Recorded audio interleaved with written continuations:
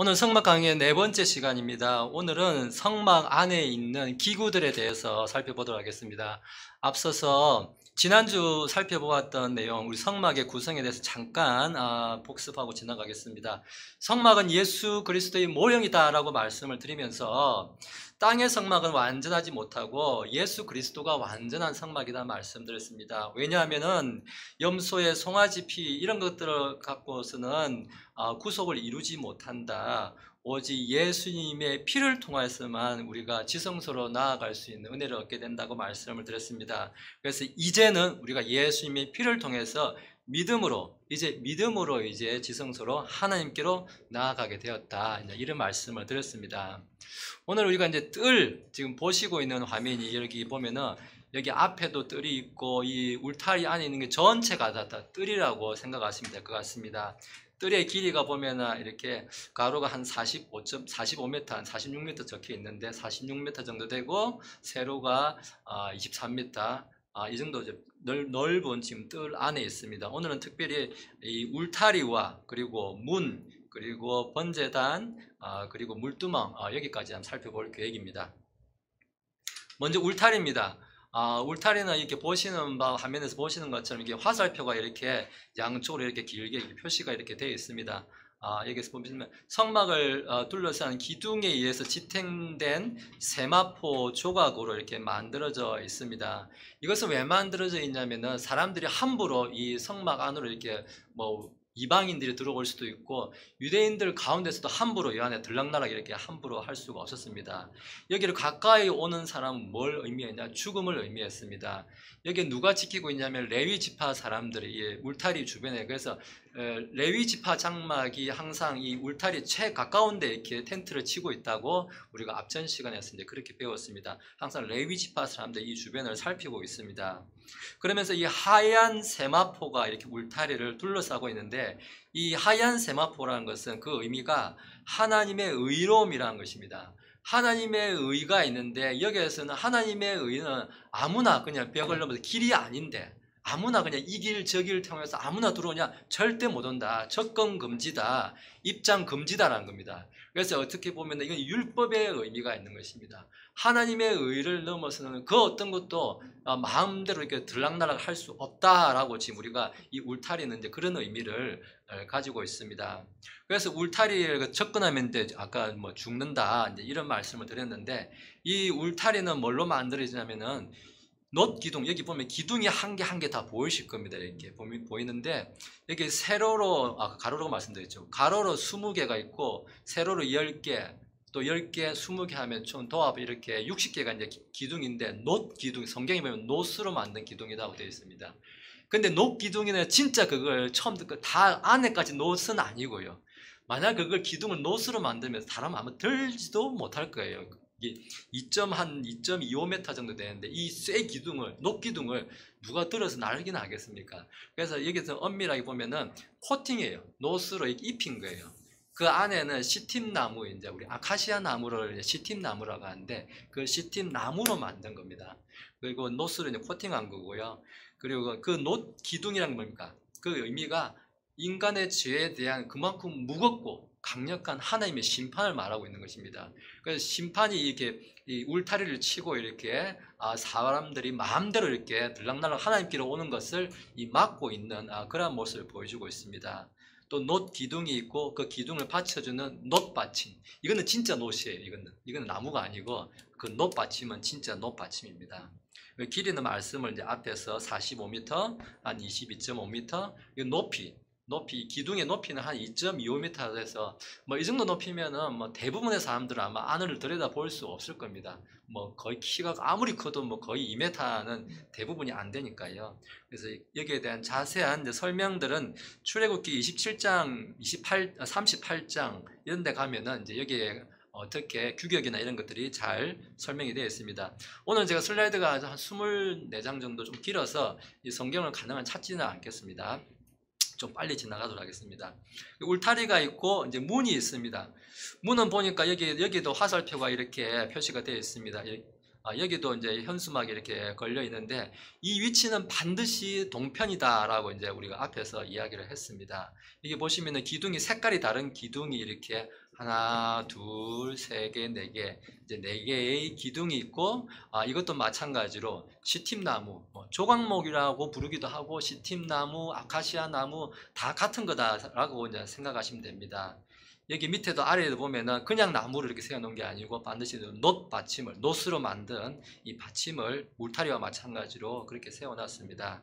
여기에 관한 말씀은 이제 출애굽기 38장 등에 가면 자세히 나와 있는데, 이 문이 의미하는 것은 뭐냐? 아까 울타리로 오면 어떤다고 했습니까? 다 죽는다고 했습니다. 누가 오든지 함부로 오면 죽지만은 이 하나님이 계신 이 성막 안으로 들어가는 유일한 문이다라는 겁니다. 유일한 문. 그 말씀이 이제 어디에 있냐? 이제 요한복음 10장에 나는 문, 내가 문이다라고 예수님께서 하고 있지 않습니까? 그래서 성막으로 하나님께로 나아갈 수 있는 유일한 길은 오직 이 예수 그리스도를 통해서만 하나님께로 나아갈 수 있다라는 것을 이제 이 문이 의미하고 있습니다. 근데 이 문에는 아까 여기 보면 이 울타리는 하얀 세마포로 만들어졌지만, 여기는 보면 지금 대충 보기에도 무슨 문양같이 이렇게 얼룩같이 이렇게 수가 놓여져 있는 이제 이런 것을 볼 수가 있습니다. 이게 문양이 이제 그려져 있는데, 이게 성막문의 규격은 보면은 가로가 9m, 이게 보긴 작게 보이다 9m 정도 되고, 높이는 똑같이 2.2m인데, 성막문 이제 포장, 이걸 이제 현수막이다 부르기도 하고, 앙장이라 부르기도 하고, 포장이다 이제 이렇게 부를 수가 있는데, 여기 뭐 수가 놓여져 있는데, 이 하얀 세마포 위에다가 이제 이 배실, 청실, 자색, 홍색실 이 네 가지 이 실을 가지고 이렇게 꼬아 가지고 이제 수를 놓아서 휘장을 만든 모습을 볼 수가 있습니다. 근데 이게 색깔별로 다 거기에다 성경적인 의미가 있습니다. 이 성막문에 있는 색깔들의 의미를 보니까 먼저 자색이 있는데, 자주 색깔이 있는데, 자주색이라는 것은 왕권을 이제 표시한다고 합니다. 그래서 왕권의 표시로서 왕을 의미하는데, 지금 전체적으로 보면 이거 염두에 두어야 될 게 예수님에 관한 이야기예요. 문은 예수님이라고 했잖아요. 그 예수님의 색깔을 가지고 네 가지 예수님의 그런 성품, 예수님을 예표하는 것, 그런 것들을 지금 설명하는 거예요. 자색은 왕권의 표시라서 우리한테 왕으로 오신 예수 그리스도를 가리킨다는 것입니다. 그래서 우리가 이걸 다시 우리가 사복음, 마태, 마가, 누가, 요한 있는데, 이 사복음서에 비유를 하자면은 마태복음이라면, 마태복음은 왕으로 오신 예수님을 말씀을 해주고 있다는 그런 내용을 지금 이야기하고 있습니다. 이 홍색실이 있는데, 홍색실은 이 피의 색깔을 이야기함으로써 희생을 가리키는데, 우리 희생물로서 오신 예수 그리스도를 가리킨다는 것입니다. 그래서 마가복음 안에 기록되어 있는 예수님이 바로 우리 희생물로서 오신 예수님을 가리킨다라고 말합니다. 그 흰색, 백색은 이 완전함과 의로움을 이제 상징을 하는데, 완전한 의가 되시는 예수 그리스도, 그래서 누가복음이 이 예수님의 성품을 말해주고 있습니다. 그리고 마지막으로 청색은 하늘을 이제 상징하는데, 또 완전한 사람인가 동시에 완전한 하나님으로 오신 예수 그리스도를 가리킨다고 합니다. 그래서 요한복음이 우리 하나님으로 오신 예수님을 가리키는 말씀이 있습니다. 그래서 우리 이 문을 가지고 사복음이 이 안에 예표되어 있다라고 말을 할 수가 있습니다. 이제 울타리와 문에 대해서 살펴보았고, 이제 성막 안에 들어오면, 뜰 안에 들어오면 우리가 실제로 진짜 좀 성막 기구다라고 말할 수 있는 게, 먼저 만나는 게 번제단, 태우는 이제 곳이 이제 번제단, 희생제단이라고 부르는데, 이 번제단을 만나게 됩니다. 이 번제단도 마찬가지로 노스로 만들었다고 되어 있는데, 사실은 밖에만 이제 코팅만 노스로 되어 있고, 안에는 다 이것도 마찬가지로 이제 시팀나무, 아카시아 나무로 만들어져 있습니다. 이걸 아까 기둥 하나도 만약에 진짜 노스로 다 만들어 버리면 사람이 들 수가 없는데, 이걸 진짜 노스로 만들어 버리면 아예 고정해서 놓고 쓰면 좋겠죠. 근데 이걸 이동을 해야 돼요, 성막이. 사람이 들 수나 있겠습니까? 이거 아마 들지도 못할 거예요. 길이가 벌써 2.25m, 2.25m, 1.35m, 이걸 진짜 노스로 만들었다 한번 생각해 보십시오. 사람 아마 들지도 못할 거예요. 그 내 모서리에는 이제 뿔이 있고, 여기 보면은 노스로 덮인 아카시아 나무로 장대가 이게 운반하도록 만들어져 있습니다. 그래서 사실 나무로, 아카시아 나무로 만들었는데 이거 노스로 코팅을 해서 입혀서 만든 제단이다라고 말하고 있습니다. 이 노 제단에는 이 제단만 있는 것이 아니라 노 제단에서 이렇게 짐승에 이제 각을 떠가지고 이제 살을 이제 고기를 태우고 하려면은 그걸 뭐 뒤집기도 뒤집고 뭐 이렇게 빼내기도 하고 뭐 재도 생기면 재도 퍼내고 하는 여러 도구가 필요합니다. 그래서 보면 재를 모으기 위해서 보면은 청동으로 만든 그런 삽, 청동이 아까 노시예요. 노. 그 노스로 만든 삽도 있고 밑에 재가 생기면 밑에 재를 받아내는 그런 대야도 있고 뭐 갈코리 안에 이제 갈코리 이런 것도 있고 또 화덕도 있고 다 같이 있고 여러 가지 이제 도구가 이 재단에 있는 함께 쓰이고 있습니다. 여기에 관한 내용들도 출애굽기 27장에 가면은 상세하게 기록이 되어 있습니다. 그래서 이제 오른쪽 그림에서도 보니까는 이제 번제단에서 이제 짐승 희생물을 태우는 장면이 나오는데 우리가 제일 먼저 첫 시간에 보면은 이 성막이 뭐냐? 성막은 사람이 하나님과 만나는 장소라고 했습니다.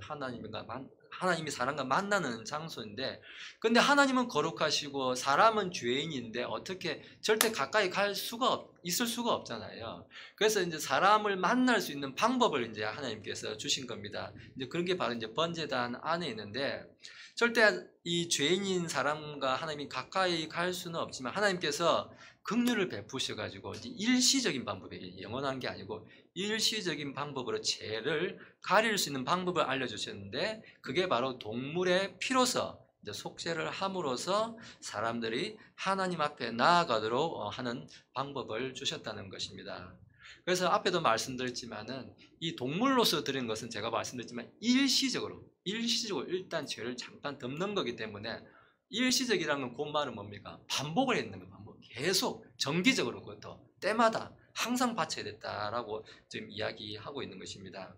사람들이 그 제물을 희생물을 데리고 와서 짐승의 머리 위에 안수를 하면서 자기 죄를 그게 전가시키고 그 사람이 이제 동물을 이제 죽임으로써 그 희생물이 이제 죄값을 대신 이제 치르게 하는 그러한 방식으로 하고 있습니다. 그래서 여기에 드리는 동물은 반드시 흠이 없어야 된다. 왜? 지금 죄인이 와서 자기 죄를 그 짐승한테 줘야 되는데 이 짐승도 흠이 있거나 더럽거나 하면은 그는 이제 희생물로서 이제 쓸 수가 없다라는 거죠. 그래서 완벽하고 흠이 없는 동물을 드려야 된다라고 하나님께서 요구를 하셨는데 그 이유가 그 동물은 대신 벌을 받을 거기 때문에 벌을 받을 자격이 됩니다. 자격이 있다는 것은 그 동물은 흠이 없어야 된다는 거예요. 흠이 없는 사람만 다른 사람의 죄를 대신 줄 수가 있다는 거예요. 자기가 더러우면 누가 누구를 대신하냐 이거예요. 그래서 완전한 동물은 사람들의 죄를 단번에 영원토록 속죄하시는 그 완벽한 희생물이신 예수님을 예표하는 것이다 라고 지금 이야기를 하고 있는 것입니다. 그래서 흠이 없는 동물은 곧 흠이 없으신 예수님을 예표하는 것이다 라고 말하고 있습니다. 우리가 앞에서 지금 보면은 그동안 많은 사람들도 뭐 아시는 분은 다 아시겠지만은 이렇게 번제단 하면은 이 희생물을 죽여가지고 태우고 하니까 이제 짐승 희생물 이것만 너무 머릿속에 이제 각인이 많이 되어 있는 게 사실입니다. 그렇지만 레위기라든지 이렇게 보면은 1장부터 시작해가지고 다양한 헌물들이 하나님께 드려졌다는 것이 잘 기록이 되어 있습니다.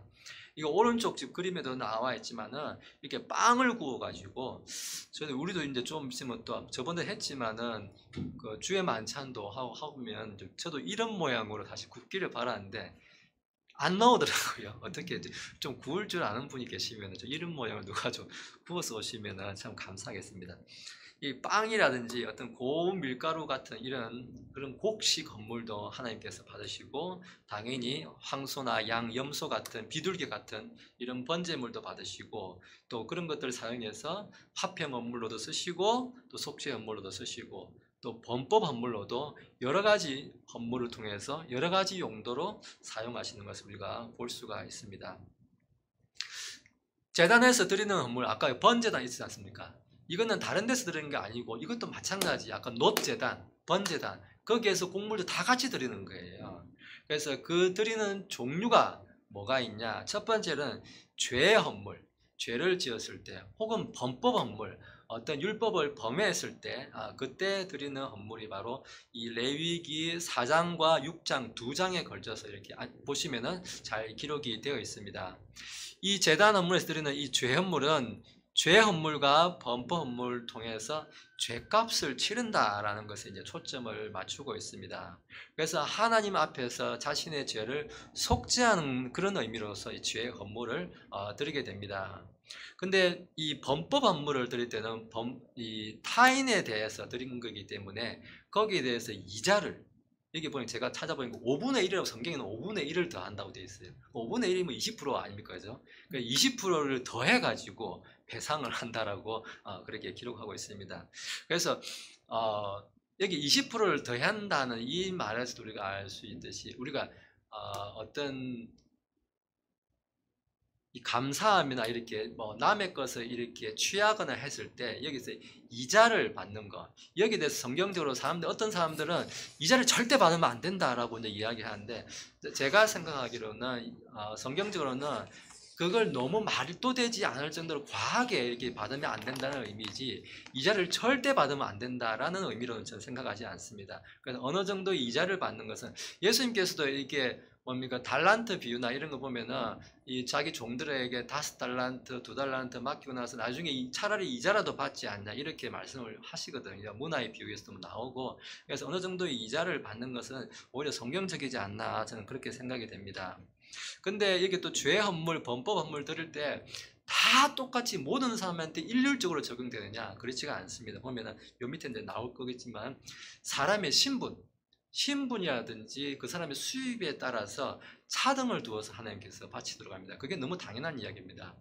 예를 들어서 제사장이나 대제사장이나 이런 사람들 나중에 나오지만은 소를 거든지 한 마리 이제 바쳐야 되고, 근데 우리 마리아도 그랬지만 이제 비둘기 한 쌍을 바치고 이제 정결례를 하지 않습니까? 돈이 없고 가난한 사람도 작은 동물을 바치는 거예요. 하나님께서 이제 그런 것들을 정해주시는 것이 밑에 이제 나옵니다. 자, 앞에 좀 이야기했지만은 먼저 제헌물 보니까나 제사장의 경우에는 이제 큰 동물로서 이제 바친다라고 이제 말씀을 드렸고, 이제 가난한 사람은 형편에 따라서 동물을 좀 양이라든지 이렇게 좀 줄여서 드릴 수 있다고 말씀을 드렸습니다. 그리고 드리고 나서 이 희생물이 피가 나오는데, 그 피는 그 성소 앞에 가면 지성소 들어가기 전에 휘장이 있지 않습니까? 휘장 앞에다가 7번 뿌리고, 또 제단을 아까 그 번제는 뿌리 아까 4개가 있었는데 그 뿔에도 바르고, 또 피 전부를, 나머지 전부를 그 번제단 밑에 쏟는 것으로서 이 죄 헌물을 드리는 것을 우리가 알 수가 있습니다. 또 죄 헌물 같은 경우에는 이 희생물의 경우에 포도즙을 부어서 희생물 위에다가, 아까 그 짐승을 잡지 않습니까? 그 짐승 위에다가 포도즙을 부어서 이렇게 드리는, 그렇게 해서 번제 헌물로도 같이 드렸다고 합니다. 그런 것들은 이제 음료 헌물이 되는 거고, 또 드리고 나서 이제 고기가 남는 게 있으면 그건 또 제사장이 취하기도 하고 했다고 합니다. 그래서 이 제사장들은 사실 다른 일을 안 하잖아요. 밖에 가서 뭐 땅을 일구고 그런 일을 안 하잖아요. 그래서 이 희생물 드리는 거, 그게 수입인 거예요, 그 사람의. 아까도 이제 오전 우리 예배 때도 이제 그런 이야기가 나왔습니다만은, 이 사람들이 가져오는 희생물로서 이 제사장의 수입으로 삼는 것도 같이 겸해서 사용했습니다. 자, 이제 두 번째, 이제 번제 헌물. 번제 헌물은 레위기 1장에 가면은 이제 번제 헌물들에 대해서 나오고 있습니다. 하나님께 대한 이 번제 헌물을 통해서 완전하게 헌신하고 또 완전하게 태움으로써 복종하는 그런 의미를 가지고 있습니다. 그래서 이 피를 제단 위에다가 또 뿌려주고 하면서 이 동물의 조각들은 제단 위에서 완전히 태워가지고 하나님께 완전한 헌신, 완전한 복종, 이런 것들을 나타내기도 했습니다. 근데 여기서 뭐 번제 헌물에서 만약에 뭐 먹기 위해서 굽는다 이러면은 아마 죽음을 면치 못했을 것으로 이게 여러 주석서에서 나와 있습니다. 아까 이제 앞에서 이제 번제단에서 드리는 죄 헌물, 번제 헌물 드렸고, 마찬가지입니다. 번제단에서 드리는 겁니다. 곡식 헌물. 곡식 헌물은 레위기 2장에서 가면 기록을 하고 있습니다. 곡식 헌물은 우리가 가을 추수를 하거나 이렇게 밀을 수확하거나 이제 이렇게 했을 때 감사함으로써 이제 하나님께 드리는 헌물이 됩니다. 고운 밀가루를 드릴 수도 있고, 또 누룩을 넣지 않은 누룩 없는 빵, 과자, 하나님께 과자도 드렸다는 겁니다. 빵도 드리고, 또 구운 곡식 위에 기름을 발라가지고 기름 바른 것도 드리고, 여러 가지 많은 곡식 종류를 드린 것을 우리가 알 수가 있습니다. 그래서 이제 이런 것들을 가지고 오면 그런 것들을 뭐 한 푸대 갖고 오면 한 푸대 다 태우냐, 그건 아니고요. 이게 제사장이 한 줌을 취해가지고 이렇게 그 한 줌을 이렇게 태움으로써 나머지 모두를 드립니다라는 그런 상징으로서 이렇게 태우게 됩니다. 네 번째입니다. 생각보다 좀 제가 마음이 급해가지고 빨리 달려왔더니만 좀 빨리 달려왔네요. 이제 아마 24장까지 있는데, 이제 네 번째 화평 헌물입니다. 화평 헌물은 레위기 3장에 가면 이제 기록이 되어 있고, 또 7장에 가면 이제 기록이 되어 있는데, 이 화평 헌물이라는 것은, 이 헌물은 피를 흘려가지고 하나님과의 교제와 또 그 화평을 상징한다라고 이제 말하고 있습니다. 우리가 이런 것들을 보면 예전에 우리 성경에서는 거제 헌물, 이 거제는 든든한 거예요. 이렇게 든든. 고기를 이렇게 어깨에 매가지고 이렇게 들어 올리는 이제 그런 것들을 이제 거제 헌물을 하는데, 고기를 이렇게 들어가지고 하늘을 향해서 이렇게 올리면서 바치는 그런 헌물들이 됩니다. 그래서 드리고 나서는 이 헌물을 같이 온 사람들과 이제 함께 잔치 뭘 하면서 이렇게 나눠 먹고 이제 그렇게 했다고 합니다. 그러면서 서로 화평하는, 교제하는 그러한 예물로 드렸다고 합니다. 그래서 앞에서 우리가 지금 번제단에서 드리는 어떤 여러 가지 죄 헌물, 곡식 헌물, 뭐 아까 음료 헌물도 있었고요. 여러 가지 헌물들이 있었습니다. 근데 그런 헌물들이 이제 있었는데, 그것은 결국 누구를 상징하는, 마찬가지입니다. 그리스도, 우리가 영원한 헌물이신 이 그리스도를 상징하는데, 마태복음 20장 28절에서 보니까 예수님께서 자신에 대해서 사람의 아들도 섬김을 받으러 오지 아니하고 도리어 섬기며 자기 생명을 많은 사람의 대속물로 주려고, 희생물이라는 sacrifice, 희생물로, 대속물로 주려고 왔느니라 라고 하면서 예수님께서 이런 성전의 성막에서 드리는 희생물이라는 것을 예표를 하고 있고, 두 번째 고린도후서 5장에서도 보니까 하나님께서 죄를 알지 못한 그분을 우리를 위하여 죄가 되게 하신 것. 아까 제가 이제 사람이 동물을 데리고 오면 동물의 그 머리 위에 사람이 안수를 한다 그랬잖아요. 그래서 안수를 하면 내 죄가 이 동물한테 전가가 되어서 이 동물이 다 죄 덩어리가 이제 되는 거죠. 그래서 지금 오늘 이 고린도후서의 말씀에서도 예수님께서 죄를 알지 못했지만 못한 그분이신데, 완전하시고 흠이 없인 그분에게 우리를 위해서 그분이 대신 죄가 되게 하신 것은 우리가 그분 안에서 하나님의 의가 되게 하려 하십니다 라고, 그분이 우리의 대속물로 주어졌다라고 또 말합니다. 세 번째 골로새서 가면은 1장 19절에서 20절 보니까, 아버지께서는 그분 안에 모든 충만이 거하는 것을 기뻐하시고 그분의 십자가의 피를 통해 화평을 이루사, 그분의 십자가의 피를 통해서 화평을 이루사, 그분으로 말미암아 모든 것들이, 즉 내가 말하노니 그분으로 말미암아 땅에 있는 것들이나 하늘에 있는 것들이 자신과 화해하게 하셨다라고 말씀을 드리고 있습니다. 그래서 화해 헌물로서 드려지는 그 희생물은 누구인가? 예수님입니다. 십자가에서 피를 통해서 우리가 하나님과 화해하도록 하신 예수님이 영원하신 헌물이다라고 말씀을 해주고 있습니다. 자, 우리가 이제 여기까지 울타리, 그리고 성막문, 그리고 번제단, 요 세 가지였습니다. 이제 그리고 나머지 이제 물두멍에 대해서 이제 잠깐 좀 살펴보도록 하겠습니다. 이게 물두멍은 여기 보니까 오른쪽 사진에 보니까 사람이 손을 씻는 장면이 나옵니다. 손을 씻는 장면처럼 그 말 그대로 여기서는 손을 씻고 이제 발을 씻는 장면이 여기에 나타나고 있습니다. 성막에서 보면은 번제단까지는 사람이 직접 와야, 우리가 일반 우리 백성들, 이스라엘 백성들 다 끝까지 나와서 자기가 직접 짐승도 죽이고 이 하나님께 예배드리는 일에 직접 참여를 합니다. 근데 그까지예요. 일반 사람들이 성막에서 할 수 있는 일은 딱 거기까지입니다. 근데 이제 그 다음 단계부터는 일반 우리 백성들은 할 수가 없는 거예요. 누가 하냐? 여기부터는 제사장만 대신하는 겁니다. 사람들이 해야 될 것을 이제 제사장이 대신하는데, 제사장이 그냥 하면 안 된다는 겁니다. 이 성막에 이제 들어가서 이제 일을 피를 뿌리고 해야 되는데, 그냥 들어가면 죽는다는 겁니다. 반드시 손을 씻고 씻음으로써 자신을 정화하고 난 다음에 또 발을 씻고 하면서 이제 성막에 들어갈 준비를 하게 되는 겁니다.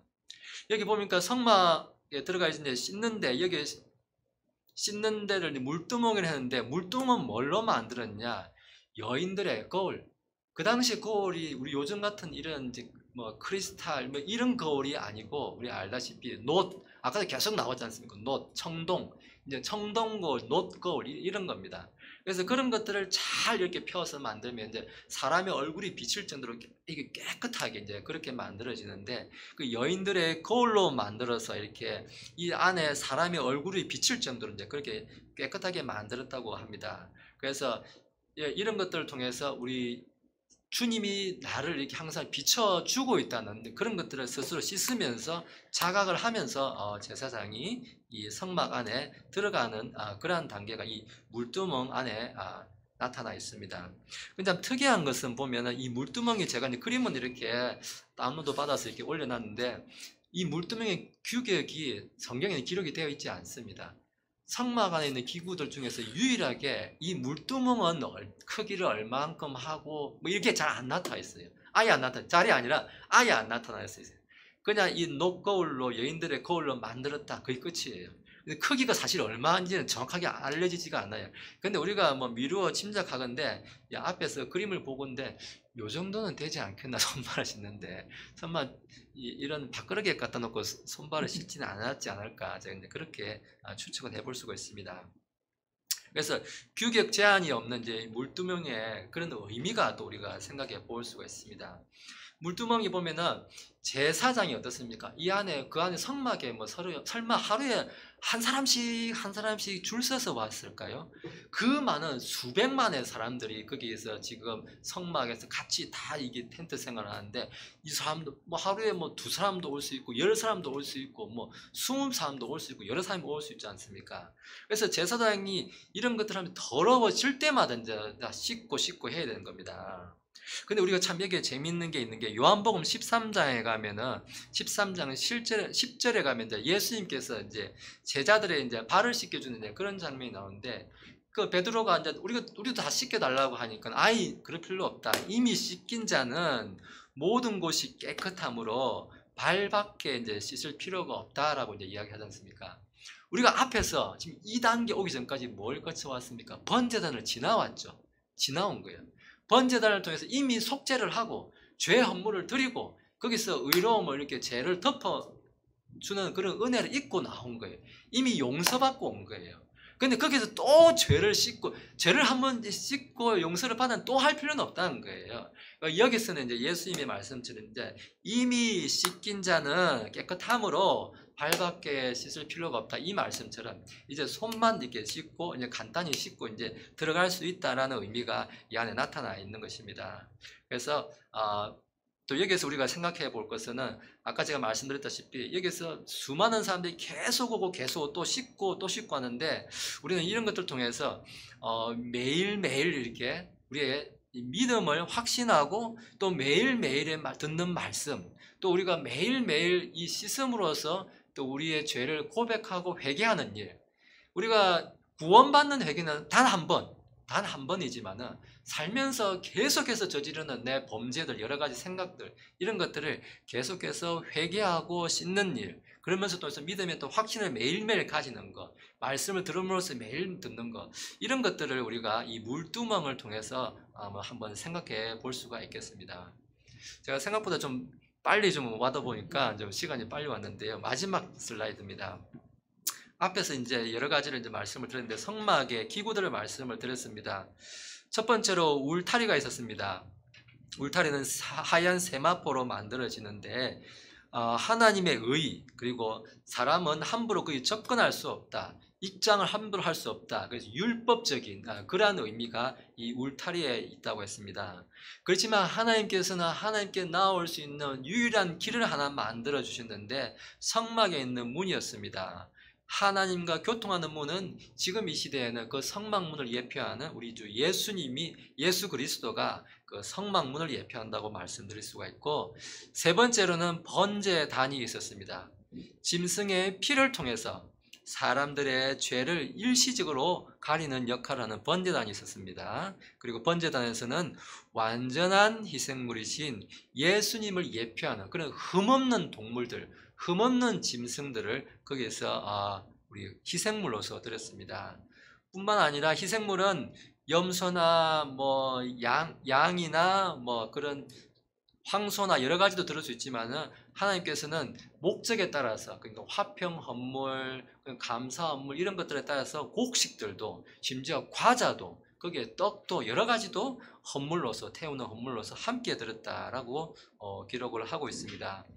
그리고 뜰에 있는 이제 마지막 기구로 할 수 있는 게 네 번째 물두멍이 있는데 여기 보니까 아까도 말씀드렸지만 이미 씻긴 자는 모든 곳이 깨끗함으로 이제 발밖에 씻을 필요가 없다. 예수님이 이렇게 말씀하시는데 우리는 번제단을 통해서 짐승 희생물을 통해서 우리가 한번 죄 용서를 받았다는 것. 예수님을 통해서 우리가 한번 죄 용서를 받았으면은 우리가 이미 깨끗하게 되었기 때문에 두 번 다시 그런 또 구원받고 이렇게 할 필요가 없다. 우리는 매일매일의 그런 삶을 통해서 회개하고 그 정도만 하면 된다. 이제 그런 의미가 물두멍에 있다라고 말씀을 드렸습니다. 오늘 제가 준비한 오늘 성막의 기구들은 여기까지입니다. 이제 성막 안에 있는 좀 더 이제 정확하게 이야기하면 성막 안에 있는 이렇게 성막 울타리가 있으면은 뜰에 있는 오늘은 이제 울타리와 뜰에 있는 기구만 이제 살펴봤다고 생각하시면 됩니다. 그래서 다음번 시간에는 이제 성소 안으로 들어가 가지고 성소 안에 있는 이제 금촛대라든지 보여주는 이제 상이라든지 진열상 이런 것들, 분향 제단 이런 것들 차츰 또 이어서 설명을 해드리도록 하겠습니다. 오늘 강의는 여기서 마치도록 하겠습니다. 기도하시겠습니다.